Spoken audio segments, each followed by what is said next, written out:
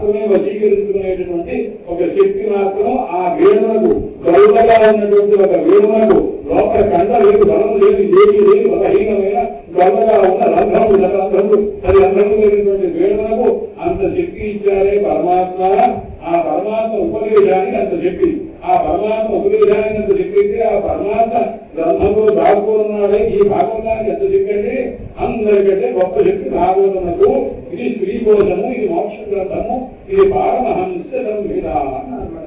అందుచేత ధ్యానం వా పరమహంస కులస్య. ఎక్కడో సర్కాల మహర్షులు జనలోకంలో బ్రహ్మలోకంలో కూర్చొని ఉంటే భిండం వాళ్ళ హృదయంలో ఉన్నటువంటి ధ్యానం చేస్తున్నారు పరమాత్మని. ఆ ధ్యానాన్ని అసలు భేదించండి. ఎలాంటి వాళ్ళు ఈశ్వరుడు వచ్చినా కానీ వాళ్ళ ధ్యానాన్ని పోగొట్టలేదే. అలాంటి దాన్ని పోగొట్టుకునే శక్తి ఎలా లేదు? వంశీధ్వని. ఆ వంశీధ్వని ధ్యానం పరమహంస భిండం. ఆ వాళ్ళ యొక్క ధ్యానాన్ని కలిసి భేదిస్తూ నిందను సుధ అభిమానీత ధర్మ అంటే సుధ యొక్క అనుభవం యొక్క మాధుర్యాన్ని అధ్యయనించేటువంటి రీతిగా చేస్తూ మా కందర్పశాసన ధురాం ముహునేవ శంసన్. కందర్పశాసన ధురాం ఆయన ఆ మన్మధుని కూడా శాసించేటువంటి వాళ్ళలో అందరికంటే గొప్పవాడుగా చేస్తూ ఉన్నదిగా వంశీధ్వని చేసి కంసశూదనస్య. ఆ కృష్ణ పరమాత్మ యొక్క వంశీధ్వని ఉందే అవి అన్నిటికంటే కూడా గొప్పగా జీవిస్తున్నాయి. కృష్ణ పరమాత్మ జీవిస్తున్నాడు ఎక్కడా? కృష్ణ పరమాత్మ యొక్క వంశీ జీవిస్తుంది ఎక్కడా? ఆ వంశీ నుంచి వచ్చిన ధ్వని జీవిస్తుందండి. అందులో ఆ శబ్దాలకు ఏం చేస్తూ సాహిత్యాలకు ఏం చేస్తూ ఒక్కొక్క దాంట్లో దేనికి కర్తృత్వం ఇచ్చాడు అన్నాడు. అంటే ధ్వనికి ఇచ్చాడు లేనాడు. ఏ ధ్వనికి ఇచ్చాడు లేనాడు? వంశీ ధ్వనికి ఇచ్చాడు లేనాడు. ఎవరు వంశీ ధ్వనికి ఇచ్చాడు లేనాడు? కృష్ణ పరమాత్మ యొక్క వంశీ ధ్వనికి. ఇప్పుడు జయం మొత్తం మంది ఎవరికి ఇచ్చారండి? ధ్వనికి ఇచ్చారండి.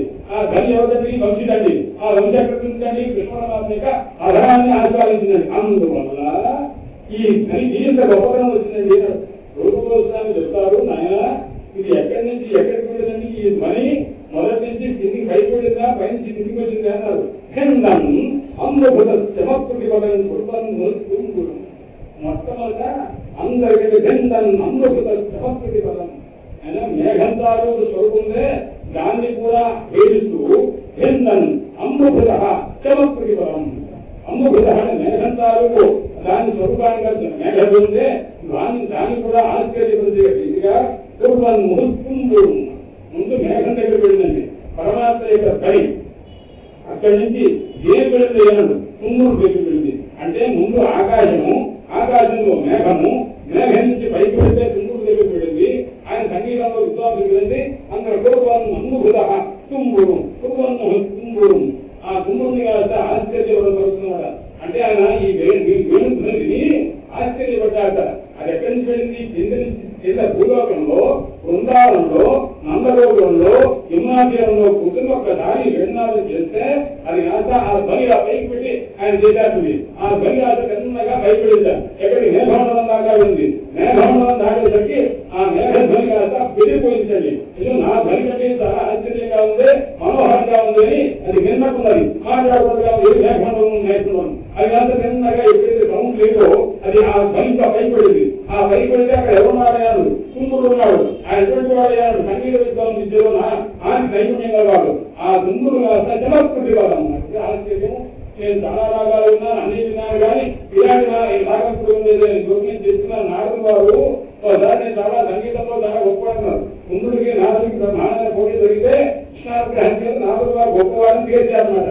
ఏదైనా చాలా గొప్పవాడిని నాకు సంగీత విద్వాంసం ఎవరు తెలుసుకొని ఆయన అనుకుంటున్నారట.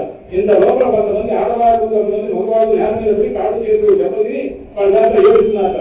అమ్మ మీరు ఎవరు కోరికారట అంటే ఆడవాళ్ళు ముందు ఆడవాళ్ళంటే మీరు ఎవరంటే అమ్మా అయ్యా మమ్మల్ని చెప్పి మమ్మల్ని మా ప్రారంభం మేము ఏదో పొరపాటు చేస్తున్నామని. కొంతమంది కూర్చున్నట్టుగా మనం మీరేమంటున్నారు? ఆ కాళ్ళు చేసుకుని ఏడుస్తున్నామండి.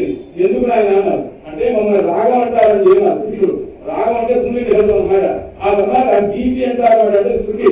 శృతి అంటే కాలం దాకా స్వరూపం ఉంది కదా, ఆ శృతి అనమాట. మీరేటమాట శృతులు అంటారు. అది జనరల్ యూనియన్ జనరల్ శృతి వెళ్తాం అన్నమాట. మమ్మల్ని శృతి అంటారు, మమ్మల్ని రాగం అంటారని అన్నారు. ఏమిటమంది ఇలా పెట్టారన్నారు. ఈ మధ్య సంగీతం వాడు బయలుదేరాడండి. అక్కడ సంగీతం వచ్చే దీపిగా బయలుదేరాడు. అతని పేరు నారదుట. ఆయన వేదిక పని కచేరీ చేస్తున్నాడు. అవసరాలతోటి ఆ ప్రాణం చేస్తున్నాడు. ఎప్పుడైతే రాగము శృతి ఇది సరిగ్గా లేదో మా కాళ్ళు చేతులు కాదు విరిగిపోతుంది, ఆ రాగ అధిష్టాన దేవతము మేము శుద్ధ అధిష్టాన దేవతము, మా పరిస్థితిగా అయిపోయింది సుమా అన్నారు. అనేసరికి 4 వారు విన్నది. ఇప్పుడు ఏం చేయాలి కాబట్టి ఎవరో ఒకసారి ఆ కృష్ణ పరమాత్మతోనో విష్ణుతోనో ఈశ్వరుతోనో చెప్పి కొద్దిగా ఆయన కాక ఆ సంగీతం కార్యక్రమం మానుకుంటే మంచిదని చెప్పండి, ఈ అవసరాలు తట్టుకోలేకపోతున్నాను. నేను 4 చెప్పాలి ఇంకా చిన్నగా వెళ్ళాడు. వెళ్ళి శ్రీ మహావిష్ణు దగ్గరికి పరమేశ్వరుడి దగ్గరికి వెళ్ళాడు. ఈయన శ్రీ మహావిష్ణు దగ్గరికి వెళ్ళాడు. శ్రీ మహావిష్ణు దగ్గరికి వెళ్ళి కానీ ఇలా ఇలా జరిగిందండి, మీకు ఎలా ఉన్నామన్నా ఇలా జరిగిందండి, కాబట్టి నేను అసలు సంగీతం పాఠాన్ని కూడా అనర్హున్నట్టుగా మాట్లాడడం జరిగింది, కాబట్టి వాళ్ళకి ఎప్పుడు ఎలా వస్తుంది అంటే సరిగ్గా ఎవరైతే పాట పాడతారో ఆ పాట వల్ల పోయిన వాళ్ళ కాళ్ళు చేతులు మళ్ళా పనిచేసేటండి అన్నారు. అంటే విష్ణుమూర్తి అన్నారు, ఆయన నేను ఎవరు సరిగ్గా పాడారో నేను ఆ రాగాలు తాళాలు శృతులు గ్రహించగలను, కానీ సరిగ్గా పాడేవాడు కావాలి అబ్బాయి అన్నారు. అంటే నువ్వు పట్టడం చదువు, నువ్వు పాడి ఆలోచన పట్టింది కదా, నువ్వు పాడదు, సరిగ్గా ఎవరన్నా పాడితే ఆ పాట విని నేను బాగా పాడేవాళ్ళు చెప్పడము అన్నారు. అంటే జడ్జిగానే పనికి వస్తాను తప్ప నేను మాత్రం పాడము అన్నారు శ్రీ మహావిష్ణువు. 4 చాలా కష్టం. అరే నువ్వు బాగా నేను జాగ్రత్తగా నువ్వు పాడి నేను చెప్తాను, నువ్వు బాగా పాడాలని నేను చెప్తే వాడు ఒప్పుకుంటే అప్పుడు వాడు చేతులు కాడు వస్తే చెప్పవచ్చుగా, పరమాత్మ అన్నమాట చెప్పరా అని ఎవరన్నా సరిగ్గా పాడేవాడు చూడండి అబ్బాయి నాదా, వాడిని పాడితే వాడు సరిగ్గా పాడేవాడు నేను చెప్తానన్నా. అంటే నేను దగ్గరికి వెళ్ళిన తర్వాత రావడంలో నాకు జరిగిన పరిస్థితి అంటే ఈడ కూడా ఒప్పుకోవద్దన్న విషయం తెలిసింది. సరే ఇక పరమేశ్వరుడు కనుక పాడితే నేను ఆయనకి బాగా ఉంటుందా నా అభిప్రాయం అన్నారు. అంటే పరమేశ్వరుడు దగ్గరికి వెళ్ళారు. పరమేశ్వరుడికి స్వామి మీరు పాడితే వారికి రకమైనటువంటి అంగవైకల్యం పోయి బాగా ఉంటారట, మీరు పాడండి వెళ్దామన్నా. అంటే నేను పాడతాను కానీ నా పాటను బాగా ఆస్వాదించగలిగిన వ్యక్తి ఎవరన్నా ఉంటే నేను పాడతాను తప్ప నువ్వుకే ఉపయోగిస్తున్నాను ఆయన అన్నారు. అంటే ఓహో నేను పాడటానికి పనికిరాదని ఆయన చేశాడా, వినడానికి శ్రోతగా కూడా పనికిరాదని మీరు చేశాడా అని చెప్పి వెంటనే ఆయన యాత్ర ఏం చేశారంటే శ్రీ మహావిష్ణువు తీసుకొని మహావిష్ణువుకు కలిసి అక్కడ కూర్చారు. వచ్చిన తర్వాత అక్కడ కూర్చొని ఆయన పాడిన తర్వాత పరమేశ్వరుడు పాడుతూ ఉంటే శ్రీ మహావిష్ణుడు చాలా అనువాదం చేస్తూ ఉంటే ఆ రాగదేవతకి శృతిదేవతకి సకలాంగములు వచ్చి వాళ్ళు సుఖంగా ఉన్నారు. అప్పుడు 4 వారు వాళ్ళు అనుగ్రహం చేయడం మరలా సంగీతంలో మరింత విజయాలు అని ఒక మాట చేసుకుంటారు అన్నమాట. అయ్యా అందుకోసం ఎక్కడెక్కడ మనం తలెత్తుతామో ఆ తలెత్తుకోవడం మనం ముఖ్యంగా చేసుకుంటారు పరమాత్మ. ఇవన్నీ కథలింతా ఎందుకంటే మనకంటే మానవులు చాలా మంది ఉన్నారు, మనం తలెత్తు మాట్లాడుకోవడం తల ఉంచుకొని మాట్లాడుకోవాలి. భవంతి నమ్మరా సర్వోక్తమై నవాములో ఘన అనుభవ సత్విషా సంస్కృతి స్వభావయేష పరోపకారణాన్ని నీరు చెప్తున్నది కాళిదాసు కూడా చెప్పాడు. ఆయన ఎలా అంత ఆ చెట్లను చూసి నేర్చుకోరా, చెట్టు ఇంత కాయలు మామిడికాయలు తిరిగి ఉంటుంటే ఆ చెట్ల కొమ్మలు ఇలా ఉండి ఉన్నవి, నా దగ్గర ఇంత సంపదలు కానీ ఆ చెట్టు ప్రధానంగా కొమ్మలు పైకి లేదు. ఎందుకంటే చెట్ల లక్షణం ఏమిటి అన్నారు, సంపద ఉంటే అహంకారంగా ఉన్నాక ఈ కొమ్మలు పైకి ఉన్నట్టుగా అది బరువు చేతి వంగి ఉన్నదే. అది ఎందుకంటే ఫలంకి ఫలం బాగా ఉండేసరికి అవి కనుక నమ్మరాహ పొంగిపోతున్నారు అనమాట. మేఘములు బాగా నీరు ఎక్కువయ్యేసరికి అది కనుక కిందికి ఉండేట్టుగా పడిపోతుంది అనమాట. అలాగే సజ్జనైన వాడు సంపదలు ఎక్కువగా ఉంటే తలకాయలు వస్తుంటారు. మా తండ్రి గారు చెప్పారు, మా అంగడి మా గురువు మా సభ్యుడు ఆయన నీ నెత్తి మీద ఒక 50 కేజీలు బరువు పెట్టుకుని ఏం చేస్తావు రా, తలకాయ వస్తుంటావా ఇంతగా ఇస్తావు రా అన్నారు. ఒక 5 నిమిషాలు ఇస్తా తర్వాత మా కడంతా ముంగిపోయి ఇక్కడ గుంజుకొని వెళ్ళిపోతున్నా. ఆ తర్వాత అక్కడ పడేలా అంటే పడేస్తున్నామయ్యా అని కూర్చుంటాం కదా. అంటే ఒక 50 కేజీల బరువు మోయడానికి నువ్వు తలకాయ వస్తున్నప్పుడు నువ్వు ఒక 10 సంవత్సరాలు 7 సంవత్సరాల గురువు దగ్గర ఒక జ్ఞానభావాన్ని నువ్వు పొందినప్పుడు నువ్వు ఎంతకాలం నువ్వు ఉండాలా, ఆ జ్ఞానం నీకు ఉన్నంతకాలం పొంది ఉండాలా, చదువుకున్న వాడు ఎంత మంది ఉండాలి అన్నాడు. ఆ జ్ఞానభావం తిరిగేటప్పుడు ఆ జ్ఞానభావం ఎప్పుడు పోతుంది, ప్రాణం పోయినప్పుడు పోతుంది అనమాట. అలా ఉన్నప్పుడే ఆ భావం కాదు విలువ తర్వాత ఆ బలం పొందుతాం ఆయన. కాబట్టి మనకంటే ఎక్కువ ఉన్నటువంటి వాళ్ళని చూసి మనం నెమ్మదిగా ఉండవలే, జ్ఞానభావం చేత ఎప్పుడు నెమ్మదిగా ఉండవాలి ఆయన పెద్దలు చేస్తున్నారు. అయితే ఇప్పుడు చెప్తున్నారు ఎక్కడి నుంచి మేఘమండలం నుంచి పైదాకా వెళ్ళింది, ఎక్కడ దాకా వెళ్ళింది అన్నాడు. అమృత అంటే మేఘం నుంచి దానికి మేఘమండలాన్ని ఛేదించుకొని తుంగకు వెళ్ళి వెళ్ళిందన్నమాట. ఆ తుమ్ముడు దగ్గరికి వెళ్ళేసరికి ఆ విధంగానే సమస్కృతి అంటే ఈ స్వర్గం దాకా వెళ్ళినమాట మేఘం నుంచి స్వర్గం దాకా వెళ్ళింది ఆశ్చర్యపడ్డారు అక్కడి నుంచి ఆయన ఆశ్చర్యపడుతుండగా ఆ ధ్వని ఆ వంశీనాదం అనమాట ఇదంతా కృష్ణ పరమాత్మ యొక్క వేడు ధ్వని అది ఎక్కడి నుంచి ఎక్కడికి వెళ్ళింది ఇంకా కొంచెం భయపడింది స్వర్గం దాకా వెళ్ళింది సత్యలోకంలో వెళ్ళింది సత్యలోకంలో ఉన్నారు సంకాల మహర్షంగా కూర్చున్నాక వాళ్ళు అంతా ధ్యానం చేస్తున్నారట ఆ ధ్యానాన్ని అంతా భంగం చేస్తున్నారు ఏమిటండి అతను ఈ ధ్యానం కాదు పరమాత్మ ధ్యానాన్ని భంగం చేసింది వాళ్ళంతా ఆశ్చర్యపడుతున్నారట అందుచేత అనుభూత చమత్కృతిపదం కురువను కుంగుడం ధ్యానాలంతరయం సనందరముఖాన్ సనందరం మొదటి వాళ్ళ ఆ ధ్యానం నుంచి బయటకు వచ్చేసింటారు సంస్థం భయం వేధనం బ్రహ్మదేవుడు కుమారుడు వీళ్ళు ఆశ్చర్యపడుతున్నారు ఆశ్చర్యపడుతూ ధ్యానం కాస్త భగ్నమైంది ఇంత వీళ్ళంతా ధ్యానం చేసినవాడు ఎలా బయటపించాలని ఆలోచిస్తున్నాగా వేధనం బ్రహ్మదేవుడు కాస్త ఆశ్చర్యపడ్డాడు ఏమి జరిగింది అలకలవరంగా ఉంది ఇక్కడ ధ్యానం కాస్త లేకుండా అనుకున్నాడ ఔత్సుక్య అక్కడ దాకా అంటే భగవకాలంలో పరాకార చక్ర అన్నారు బ్రహ్మలోకం దాకా అక్కడి నుంచి ఇక్కడ వెళ్తున్నమాట కింద వచ్చి ఎక్కడ పాదాలలో ఉంది ఎవరికి బంధువుల దగ్గరికి వెళ్ళిందనమాట అక్కడ అతల సుధా అక్కడికి వెళ్ళింది అస్తలోకంలో ఉన్నట్టు అక్కడికి వెళ్ళిందా ఔత్సుక్యావలి బలి శివలయం ఆశ్చర్యపడ్డాడు ఆ ధ్వని ఏమిటి ఆ వేణుధ్వని విశ్వనాథ యొక్క యమునా తీరంలో గోపికలు తెరవడానికి చేసిన ఈ వంశీ ధ్వని ముందు బయటలోకాలకు వెళ్ళి అందరినీ ఆశ్చర్యపడి మన కింది లోకాలకు వెళ్ళి గల్లెక్కి ఈ ధ్వని ఆశ్చర్యంగా ఉంది అని ఆయన కాస్త ఔత్సుక్యావలి ఎంత ఆశ్చర్యం అంత ఆశ్చర్యం అనుకుంటున్నాట ఆయన కాస్త ఆశ్చర్యపడుతూ భోగేంద్ర మాఘోర్మయం ఆ ఆదిశేషుకున్నటువంటి వాసుకున్నది వాళ్ళ ఆ నాదం విని అయ్యా ఇది ఇలాంటి నాదం ఎప్పుడు వినలేదని వాళ్ళంతా ఆశ్చర్యపోతూ ఉండగా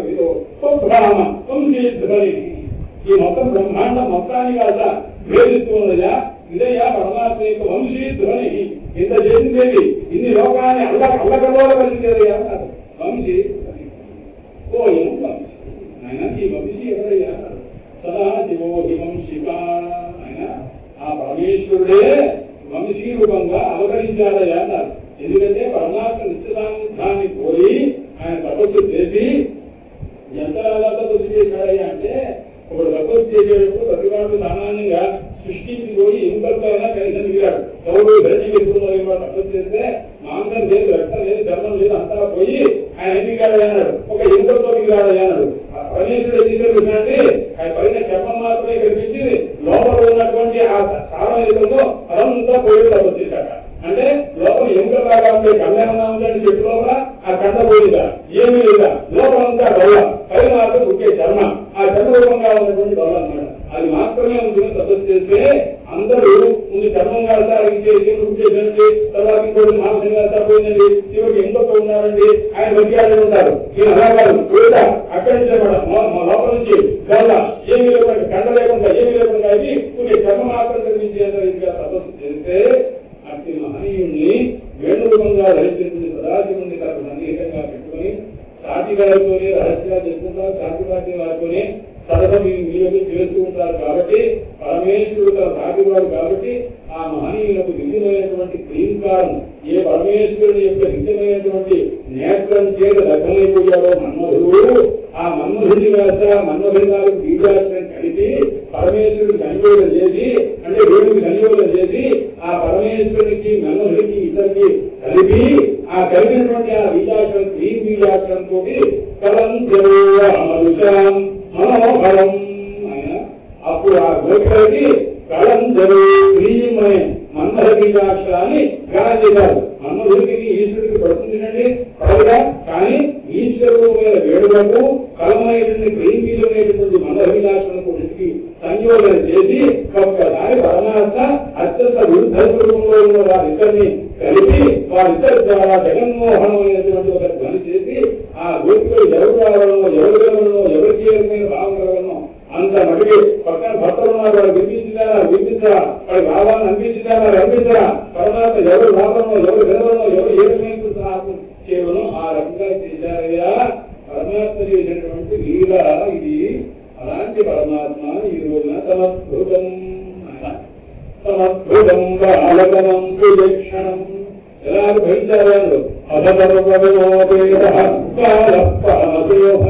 ఆయన సర్వమో వేద కాల ఇది కాలం లేదు వర్షాలు కారణమైతే శుభ్ర కృష్ణే అష్టమ్యాన్ ఆయన ఎప్పుడు పుట్టారే పరమాత్మ అన్నారు వృషభ ప్రజాతుడు కృష్ణ పరమాత్మ సామానిక గ్రంథం అని జ్యోతిశాస్త్ర గ్రంథం కృష్ణ పరమాత్మ ఎప్పుడు పుట్టారో ఆయన లగ్నం ఏమిటి ఆ లగ్నంలో ఎవరున్నారు ఏ గ్రహాల మొత్తం జాగ్రత్త రాసిపోయారు వ్యక్తి దగ్గర రాత్రు ఆయన వృషభ ప్రజాతుడు అయ్యాను అయ్యే ఎందుకంటే పురాణ నుంచి మాత్రం అడిగేవాడమా అది తెలుసునా మీరు ఎప్పుడైనా కదా ఆయన పురుషేణ ధర్మేణ ధార్మికి వృషభ ఆయన వృషభం అంటే వృషభం అంటే ధర్మం ధర్మం చేయడం అంటే ప్రకాశించేవాడు వృషభ అందుకోసం పరమాత్మ నేను లగ్నమో ఇంకో లగ్నమో కుంభలగ్నమో ఆ కన్యాలగ్నమో కాకుండా ధర్మం చేత ప్రకాశించాలి ధర్మం చేత ప్రకాశించాలి ధర్మాన్ని రక్షించాలి అందుకోసమే ఆ శబ్దాన్ని సూచిస్తూ ఆ లగ్నంలో పరమాత్మ అనుభవించాలా వృషభ వృషభంలో పుట్టారయ్య అన్నారు అది ఎక్కడ పుట్టారయ్యా ఏ వారం పుట్టారయ్యో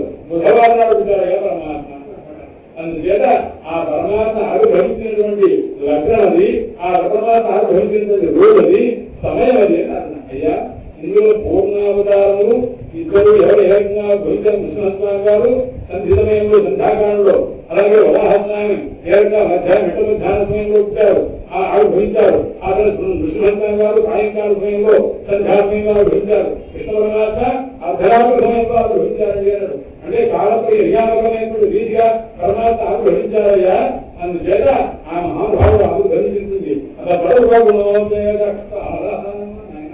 అలాంటి కాలమైన వర్షకుడు అంటే బ్రహ్మాండమైన వర్షకుడు అప్పట్లో హిందూ ధర్మాన్ని బట్టి ప్రచండంగా మేఘం ఉంది వర్షాలంతా బట్టి అది రోడ్లంతా నీళ్ళు నిలిపోతుంది కానీ అయ్యా ఆ కాలపురుషులు అన్నాక ఆయన ఆ కాలపురుషులకి ఆరుగురున్నాక బంధువులు ఎవరున్నారు ఈ ఇల్లు ఆరుగురు అనమాట ఏమండి పరిశుద్ధులు దాంట్లో ప్రాధాన్యం ఇస్తే మేము ఒప్పుకోం మాకు కూడా ప్రాధాన్యం కానీ పరమాత్మ భవించే కాలంలో మాకు కూడా కొద్ది అవకాశం ఉండాలి లేదా ఈశ్వరుడు నేను వస్తానండి అన్నారు స్వతంత్రుడు నేను వస్తానని అప్పుడు అన్ని ఋతువులు అన్ని గుణాలు ఇస్తూ ఉన్నాడు అందుకోసం అధర్మగా సమస్త ఋతుగుణములు అన్ని కూడా కలిసి గొడవలాడుకోకుండా నేను ప్రధానం అనుకోకుండా పరిశోధన అసలు అహంకారం దిగి అయ్యో నేను కూడా ఉంటామని చెప్పేసి అందులో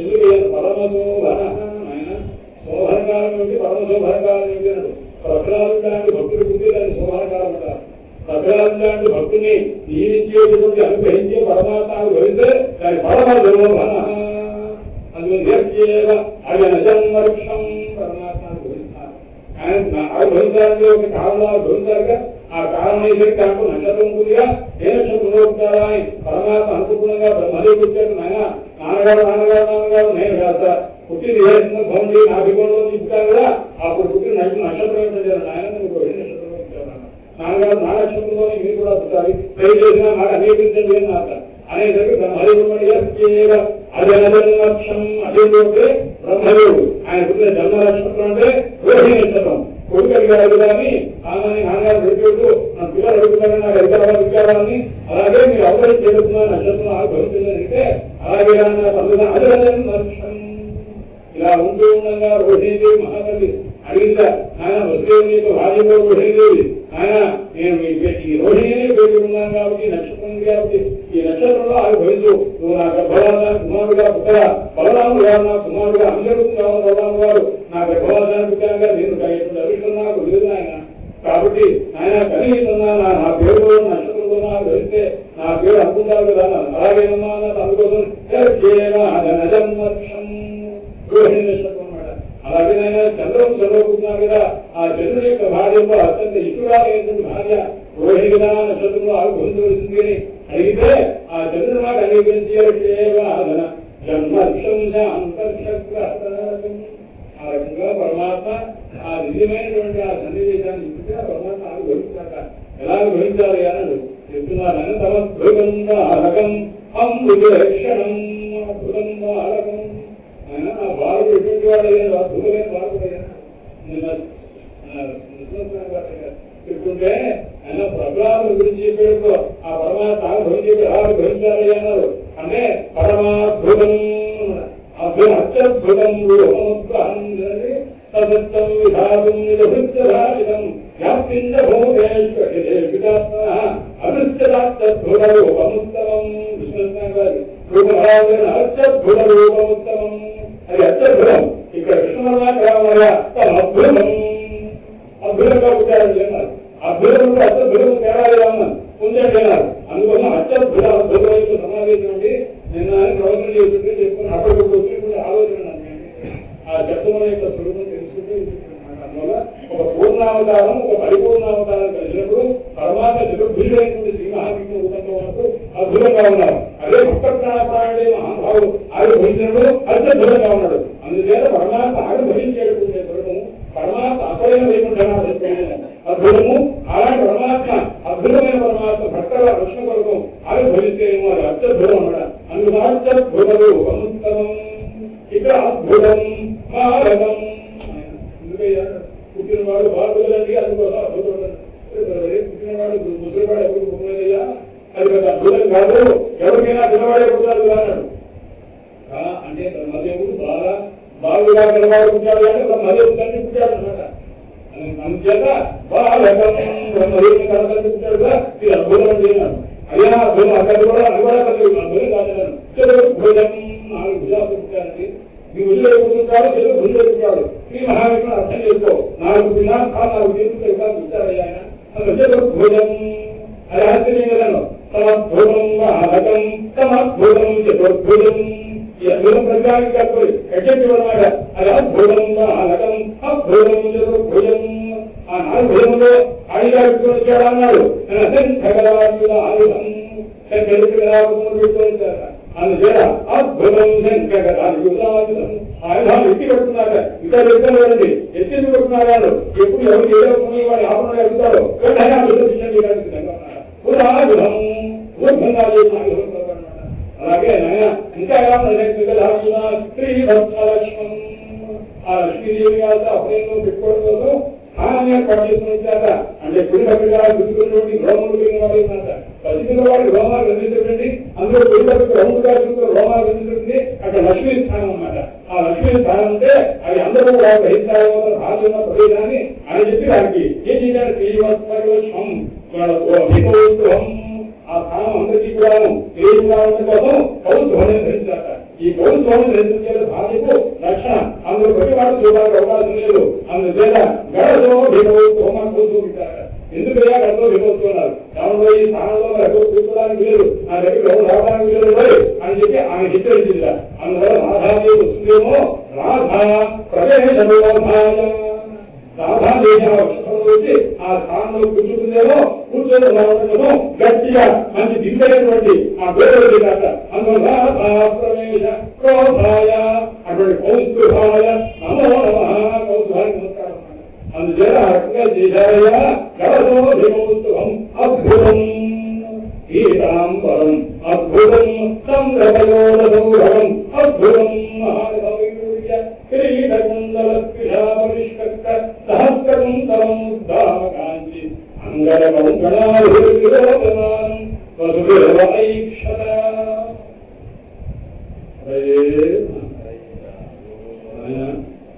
మీ ప్రయత్నం లేదు నా ప్రయత్నం లేదు. అపహరిమే కోట్యేం కృష్ణచౌర ప్రణతవిధచౌర పూతన ప్రాణచౌర మలయవసనచౌర బాలగోపీజనానాం హృదయనయనచౌర పశ్యతాం సజ్జనానాం.